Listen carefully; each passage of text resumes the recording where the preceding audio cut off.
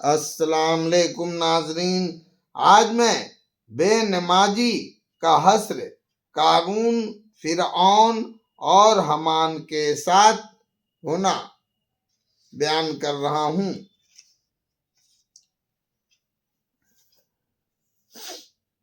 ایک مرتبہ حضور اقدس صلی اللہ علیہ وسلم نے نماز کا ذکر فرمایا اور یہ ارشاد فرمایا کہ جو شخص نماز کا اہتمام کرے تو نماز اس کے لیے قیامت کے دن نور ہوگی اور حساب پیش ہونے کے وقت حجت ہوگی اور نجات کا سبب ہوگی، اور جو شخص نماز کا اہتمام نہ کرے اس کے لیے قیامت کے دن نہ نور ہوگا اور نہ اس کے پاس کوئی حجت ہوگی اور نہ نجات کا کوئی ذریعہ۔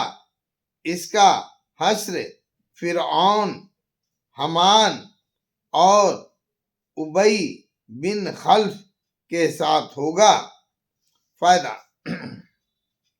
فرعون کو تو ہر شخص جانتا ہے کہ کس درجے کا کافر تھا، حتیٰ کہ خدائی کا دعویٰ کیا تھا، اور حامان اس کے وزیر کا نام ہے، اور ابی بن خلف مکہ کے مشرکین میں سے بڑا سخت دشمن اسلام تھا۔ ہجرت سے پہلے نبی اکرم صلی اللہ علیہ وسلم سے کہا کرتا تھا کہ میں نے ایک گھوڑا پالا ہے، اس کو بہت کچھ کھلاتا ہوں، اس پر سوار ہو کر نعوذ باللہ تم کو قتل کروں گا۔ حضور صلی اللہ علیہ وسلم نے ایک مرتبہ اس سے فرمایا تھا کہ انشاءاللہ میں ہی تجھ کو قتل کروں گا۔ احد کی لڑائی میں وہ حضور اقدس صلی اللہ علیہ وسلم کو تلاش کرتا پھرتا تھا اور کہتا تھا کہ اگر وہ آج بچ گئے تو میری خیر نہیں۔ چنانچہ حملے کے ارادے سے وہ حضور کے قریب پہنچ گیا۔ صحابہ رضی اللہ عنہ نے ارادہ بھی فرمایا کہ دور ہی سے اس کو نپٹا دیں۔ حضور صلی اللہ علیہ وسلم نے ارشاد فرمایا کہ آنے دو۔ جب وہ قریب ہوا تو حضور صلی اللہ علیہ وسلم نے ایک صحابی کے ہاتھ میں سے برچھا لے کر اس کو مارا، جو اس کی گردن پر لگا اور ہلکی سی خراش آ گئی، مگر اس کی وجہ سے گھوڑے سے لڑکتا ہوا گرا اور کئی مرتبہ گرا اور بھاگتا ہوا اپنے لشکر میں پہنچ گیا اور چلاتا تھا کہ خدا کی قسم مجھے محمد نے قتل کر دیا۔ کفار نے اس کو اطمینان دلایا کہ معمولی خراش ہے، کوئی فکر کی بات نہیں، مگر وہ کہتا تھا کہ محمد نے مکہ میں کہا تھا کہ میں تجھ کو قتل کر دوں گا۔ خدا کی قسم اگر وہ مجھ پر تھوک بھی دیتے تو میں مر جاتا۔ لکھتے ہیں کہ اس کے چلانے کی آواز ایسی ہو گئی تھی کہ جیسے کہ بیل کی ہوتی ہے۔ ابو سفیان نے جو اس لڑائی میں بڑے جوروں پر تھا، اس کو شرم دلائی کہ اس ذرا سی خراش سے اتنا چلاتا ہے۔ اس نے کہا کہ تجھے خبر بھی ہے کہ یہ کس نے لگائی ہے؟ محمد کی ضرب یعنی مار ہے، اور مجھے اس سے جس قدر تکلیف ہو رہی ہے، لات اور عزا یعنی دو مشہور بتوں کے نام کی قسم، اگر یہ تکلیف سارے حجاز والوں کو تقسیم کر دی جائے تو سب ہلاک ہو جائیں۔ محمد صلی اللہ علیہ وسلم نے مجھ سے مکہ میں کہا تھا کہ میں تجھ کو قتل کروں گا۔ میں نے اسی وقت سمجھ لیا تھا کہ میں ان کے ہاتھ سے ضرور مارا جاؤں گا۔ میں ان سے چھوٹ نہیں سکتا، مگر وہ اس کہنے کے بعد مجھ پر تھوک بھی دیتے تو میں اس سے بھی مر جاتا۔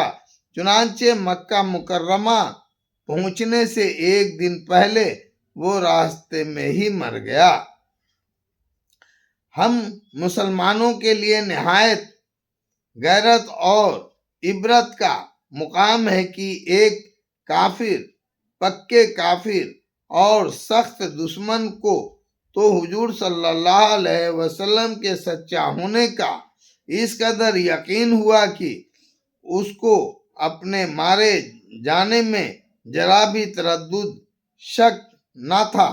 لیکن ہم لوگ حضور صلی اللہ علیہ وسلم کو نبی ماننے کے باوجود، حضور صلی اللہ علیہ وسلم کو سچا ماننے کے باوجود، حضور صلی اللہ علیہ وسلم کے ارشادات کو یقینی کرنے کے باوجود، حضور صلی اللہ علیہ وسلم کے ساتھ محبت کے دعوے کے باوجود، حضور صلی اللہ علیہ وسلم کی امت میں ہونے کے فخر کے باوجود کتنے ارشادات پر عمل کرتے ہیں، اور جن چیزوں میں حضور صلی اللہ علیہ وسلم نے عذاب بتائے ہیں ان سے کتنا ڈرتے ہیں، کتنا کانپتے ہیں، یہ ہر شخص اپنے ہی گریباں میں منہ ڈال کر دیکھ سکتا ہے۔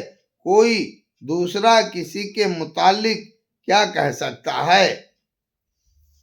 ابن حجر رحمۃ اللہ علیہ نے کتاب الوجیز میں قارون کا بھی فرعون وغیرہ کے ساتھ ذکر کیا ہے اور لکھا ہے کہ ان کے ساتھ حشر میں ہونے کی یہ وجہ ہے کہ اکثر انہی وجوہ سے نماز میں سستی ہوتی ہے جو ان لوگوں میں پائی جاتی تھی۔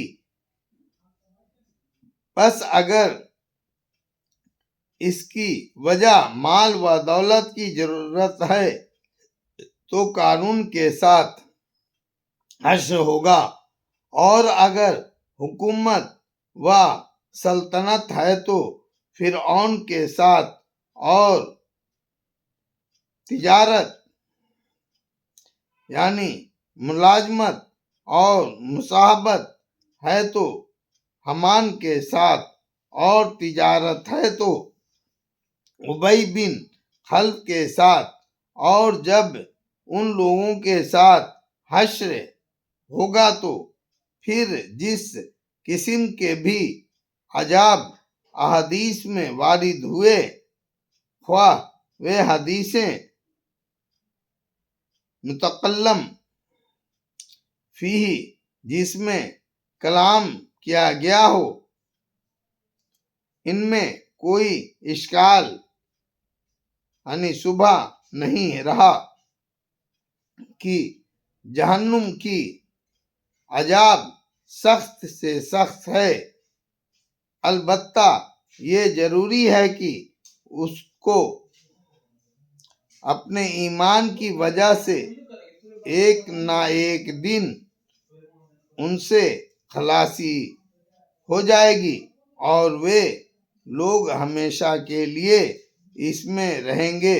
لیکن خلاصی ہونے تک کا زمانہ کیا کچھ ہنسی کھیل ہے، نہ معلوم کتنے ہزار برس ہوں گے۔